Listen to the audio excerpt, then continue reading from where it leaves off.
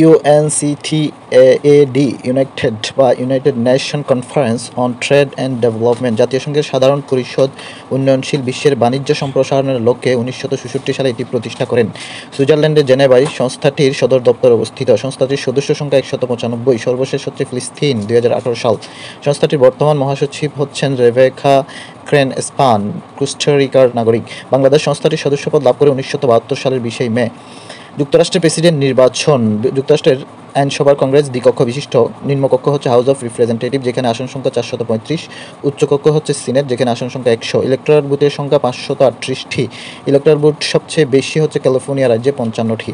যুক্তরাষ্ট্রের প্রেসিডেন্ট জনগণের সরাসরি ভোটে নির্বাচিত না হয়ে ইলেকট্রাল বুথের মাধ্যমে নির্বাচিত হন।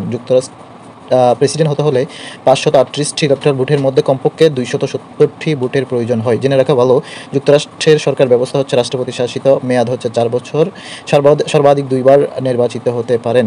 ব্র্যাডলি ইফেক্ট হচ্ছে ইউএসএ নির্বাচনের সাথে জড়িত একটি শব্দ। প্রেসিডেন্ট নির্বাচনে ভোটারদের মতামত জরিপ এবং ফলাফল পার্থক্য বিষয়ক একটি তথ্য, যেখানে শ্বেতাঙ্গ ও অশ্বেতাঙ্গ প্রার্থী পরস্পর প্রতিদ্বন্দ্বী হয়। জরিপকারীদের কাছে শ্বেতাঙ্গ ভোটারদের অশ্বেতাঙ্গ প্রার্থীদের ভোট দেওয়ার কথা বললেও তারা শেষ পর্যন্ত শ্বেতাঙ্গ প্রার্থীকে ভোট দেয়। Interpol international criminal police organisation 1923 সালে 7 সেপ্টেম্বর প্রতিষ্ঠিত হয়, যেটির সদর দপ্তর হচ্ছে অস্ট্রিয়া ভিয়েনা।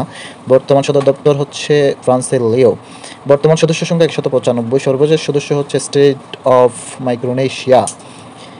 প্রতিষ্ঠানটির সদস্য দেশ প্রতিষ্ঠাকালীন ছিল হচ্ছে 50টি। বাংলাদেশ সদস্যপদ লাভ করে 1976 সালে। ইন্টারপোলের প্রকাশিত পত্রিকা হচ্ছে ইন্টারন্যাশনাল ক্রিমিনাল পুলিশ রিভিউ।